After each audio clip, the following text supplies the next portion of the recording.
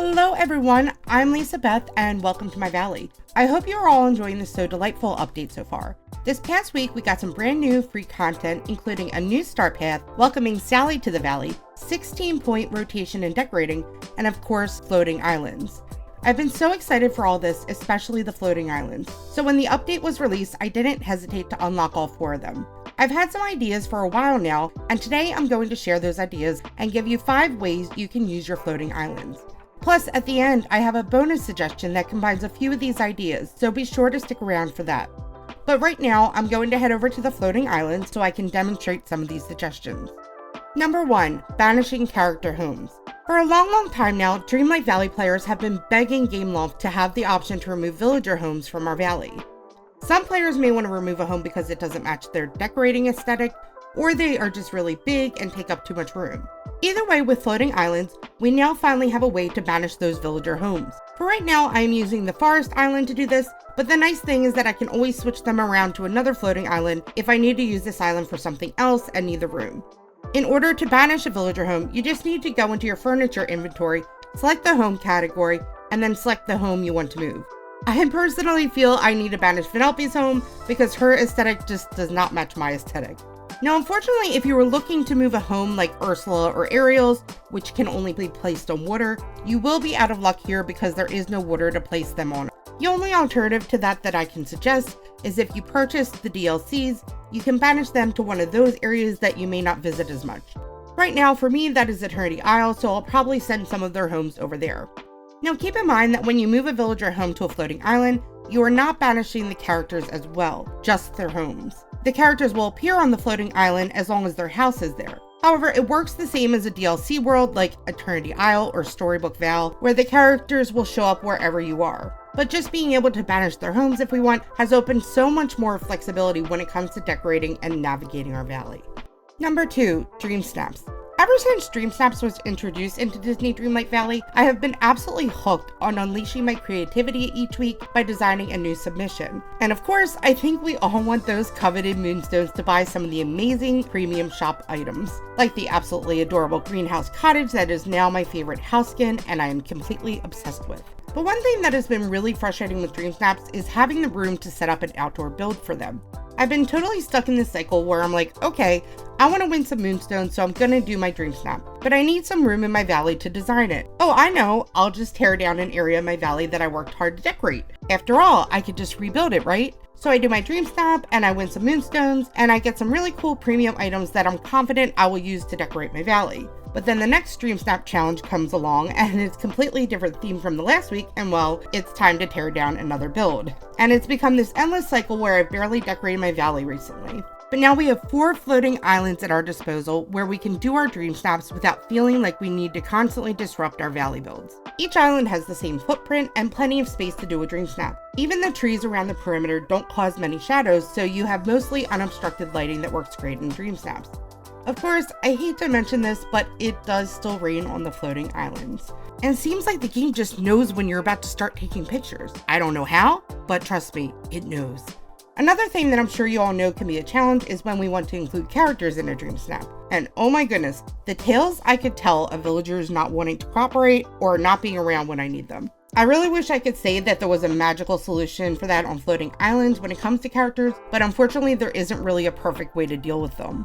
However, I can at least give you some information and some suggestions that might at least help you. On floating islands, I found that there are 3 ways to bring characters over. The first is a way that many people probably already use in their valley, and that is fast travel. When you're in your valley, you can fast travel around your biomes multiple times to wrangle all your characters. However, when we fast travel to a floating island, it's loading a completely different map. So for instance, if you grab Minnie and bring her back to your floating island and go back to your valley to grab Mickey too, unfortunately Minnie will not be there when you get back. So using fast travel to get characters to a floating island is really only going to be effective if you're just using one character in your Dream Snap. The second way to get characters on your floating island is to use one of the furniture items that you can interact with to gather villagers with your camera, like the stage items or the fire pit. Keep in mind though that it could take multiple tries to get the villagers you want, so you will most likely end up having extra villagers that you don't want there. And since the floating islands are a confined space, if you end up using this method, I would suggest putting a stage off in the corner and fencing it in. That way you can keep unwanted characters from wandering around in your Dreamsnap area. And just like fast travel, characters brought over with a gathering item will disappear if you leave the island. Now, the last way you can bring characters to a floating island is probably the method I'm going to try to use and see how it goes. And that involves deciding which characters you want to use and moving their houses to the island where you're doing your Dreamsnap. As I mentioned in my banishment suggestion, islands are a good size, so you should have room to create a Dreamsnap design and save an area off to the side where you can put their houses. Of course, that depends on how many characters you want to join you though. When you do that, the characters will either appear outside or you can go in and out of their house and they should appear. The only exception I've seen to this is if a character is in rotation at one of the restaurants or Scrooge's shop. In that case, they won't appear on the island until they rotate out of those buildings. But the benefit of putting the homes there temporarily is that as long as you keep their homes on the island, you can fast travel and they will still be there when you get back. And even better, this actually applies if you restart your game. So if you're doing your Dreamsnap and something is glitching and you need to restart, as long as they haven't rotated to dining or shopping, they should still appear and you just need to get them back in place in your Dreamsnap.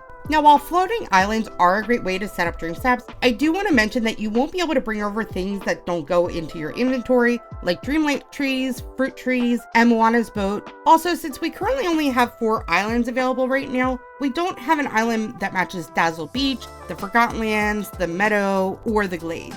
So if a future Dreamsnap theme is similar to ones we've had in the past, like ocean views or villains, you may not have the aesthetic you really want on the current floating islands, but it does seem like Gameloft has plans to add their counterpart islands in the future. Also, certain areas in the valley or DLC can provide some really nice backdrops, like the mountains in the Frosted Heights, for example. So just keep in mind that there still may be times where an area in your valley may work better depending on your vision for your Dreamsnap. But overall, floating islands are still a huge gift to Dreamsnaps.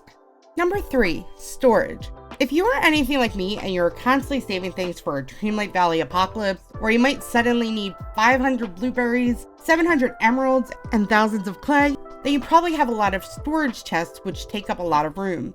Before floating islands, there have been a few main ways that players have set up storage for themselves. But the 2 most popular ways that I've seen is that players seem to do either outdoor storage somewhere in their valley or indoor storage in their main home. Both have their benefits, but they also have their drawbacks as well. First, let's talk about outdoor storage in the valley. The benefit of having your chests outside is that you can easily fast travel to the biome where you have your storage set up, and it's all in one place, so that makes it really easy to access. However, the big drawback is that it can really take up a lot of precious decorating space in your valley, and the chests will count towards your item limit. I personally didn't want to take up that space outdoors or have the chest count toward item limits, so I chose to set up my storage in my main home where I have a surplus of rooms available to use. Plus, it is nice that I can access my main home from both the valley and the DLC worlds. Currently though, I have 3 floors of storage. One for the Valley, one for Eternity Isle, and one for Storybook Val. Each floor has 4 rooms for a total of 12 storage rooms. And because I usually have a variety of items that I need to put away, it ends up being a lot of back and forth between rooms, which means a lot of loading screens and becomes very time consuming. But now we have the option to use floating islands for storage, and it may just be the best of both worlds. If you set up all of your storage chests on a floating island, you would need to fast travel each time you want to access it. However, that is just one loading screen going to the island and one coming back from it. Compared to going in and out of your house and multiple indoor rooms, that is a huge time saver. In addition, floating islands have separate item limits, so it solves the issue of chests counting towards your valley outdoor item limit or clogging up decorating space. And actually, when I've been putting some items down on the floating islands, I noticed that there isn't even an item limit counter, so it doesn't actually seem like there's even an item limit on the floating islands. Which actually makes sense because the one floating island is much smaller than the map of our valley. So there's much less to load.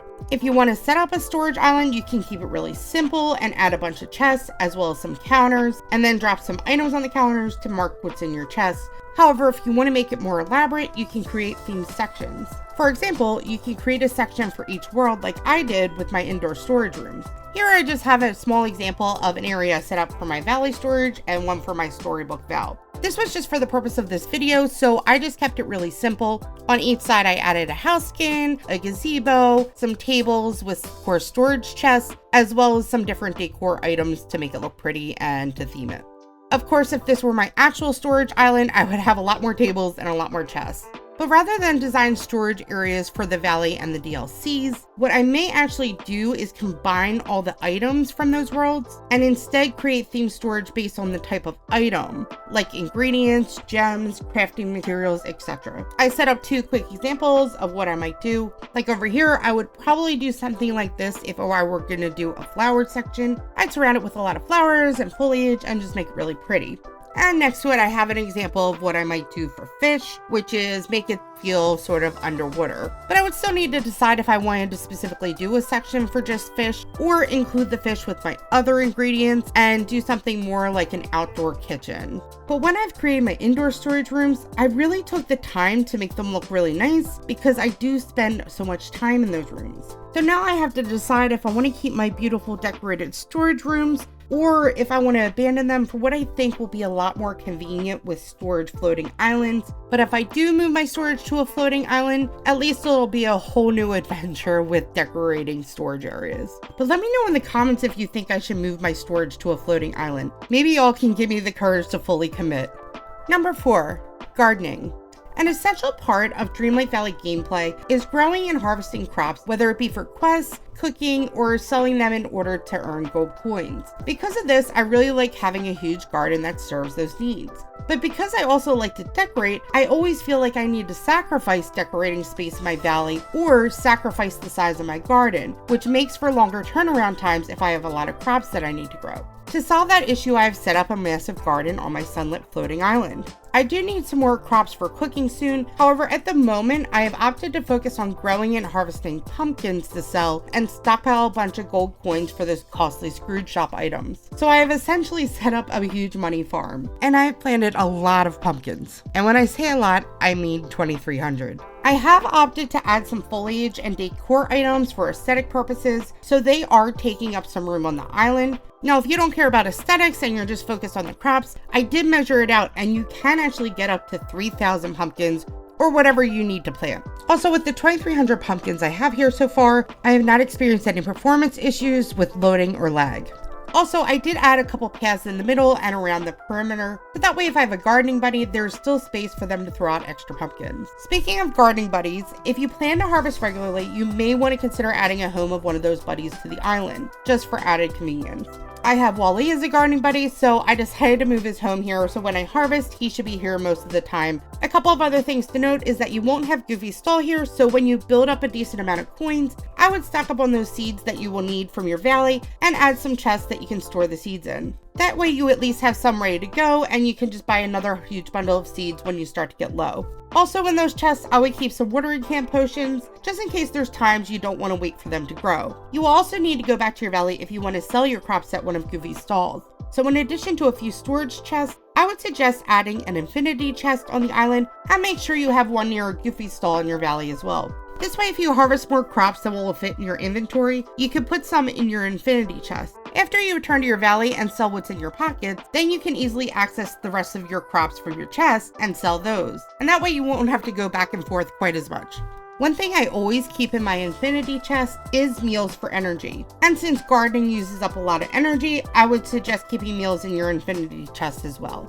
Other things you might want to have on your gardening island are ancient gardeners to help with digging holes and planting crops, as well as an ancient vacuum in case you need help picking up extra pumpkins from your gardening buddy. Of course, those items you will only be able to use if you have the Eternity Isle DLC. Now, as I mentioned in the Dream Snaps portion of this video, it does rain on floating islands, and usually that is great for watering crops. However, I noticed that currently on the islands, the rain is not actually watering the crops. There have been bugs like this in the game before, so I am hoping that this is not intended and that GameLoft will fix this. But in the meantime, for crops that take longer to grow, you will need to come and water them manually once the halfway point hits. So just be sure not to forget about watering your crops. Number 5, decorating. So far, I've talked a lot about the functional ways of using floating islands, but how about using them to expand your creativity? Floating islands may appear simple when you first look at them, but they provide a blank canvas for creative builds without certain features impeding on your decorating space. Things like rivers, ponds, and bridges in our valley are aesthetically pleasing and can add to a build. However, since they cannot be moved, you are forced to decorate around them, and they may hinder some of your decorating ideas. Floating islands are a simple square made of 128 by 128 single tiles. So there is a good amount of space to place items where you want without worrying about other features getting in the way. And beyond just normal decorating, you could also use the floating islands as a testing ground for some new decorating ideas before you commit to starting a new build in your valley. Or perhaps you really enjoy decorating seasonally for the holidays, but you don't want to have to modify existing builds that you have in your valley. I actually wanted to play around with the holiday builds, so I started designing a Christmas town on my frosted floating island. And so far it has been really nice not to have the area divided by a river or having to decorate around something that can't be moved, like a certain treehouse in the Forgotten Lands. And now with 16-point item rotation, we have even more freedom when it comes to decorating. In the past, when I've done seasonal builds in my valley, I typically want to change it once the season is over. But then I am once again left with undecorated areas of my valley, and I'm not always ready to start a completely different build. So by doing the holiday build on my floating island, I can leave it there as long as I want, or if I decide I want to tear it down to use the island for something else, I would feel at ease knowing it's not an empty eyesore like it would be in my valley. And I can always create a new holiday build the next time Christmas rolls around, and by then we might even have some new seasonal items. Bonus suggestion, create a resource hub. By combining a few of the ideas I've already mentioned, like storage, gardening, and decorating, you could create a multifunctional and aesthetically pleasing central hub where you can have resources you regularly need to access all in one place. I started a hub here on the Plaza Floating Island to show you what you might want to include. First, I added a house skin because, well, I wanted my hub to look pretty. So I added my beautiful new greenhouse cottage that I raved about earlier and decorated a little more around it. Unfortunately, we can't actually have our main home on a floating island, but the house skin does serve a few functional purposes. For example, you can use it to check your mail. Also, inside, I set up some mannequins with some of my favorite outfits so I have easy access to them without having to go through multiple rooms in my main house. Back outside, I added a few stations that I am constantly using. So I have a crafting table here as well as a cooking station. I do have the Eternity Isle DLC, so I also added an ancient cooker. And as I mentioned before, I always keep infinity chests outside, so this island is no different. And because the floating islands are so large, there is also plenty of room to include a full storage system. At the moment, I just have a few chests set out because I still need to figure out how I want to set up my storage. But I like having this hub because when I'm working on some quests or a star path, I can use this space as a one-stop shop to access some of the things I need. And if I didn't want to have a whole island dedicated to gardening, even after storage, I would probably have plenty of room to create a pretty big garden. So that way I could check on my crops while I'm here. When I was talking about my gardening island earlier, I mentioned moving a gardening buddy's house to the island so you can easily hang out with them without going back and forth to your valley. I added Daisy's house, so she's now my new neighbor / gardening buddy. I already have a little bit of a hub set up like this in my meadow, but I've been wanting to free up that space, so moving it to a floating island would allow me to do that.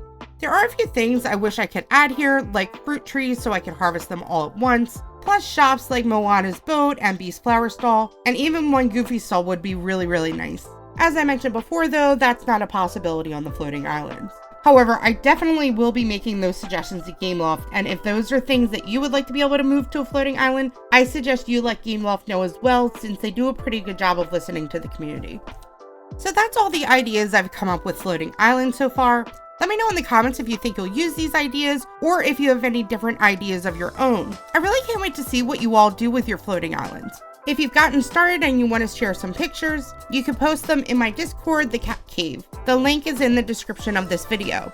Also, if you enjoyed this video, I would appreciate it if you could give it a like, and if you're not subscribed, I would love it if you would consider subscribing. I hope you have a happy and wonderful day.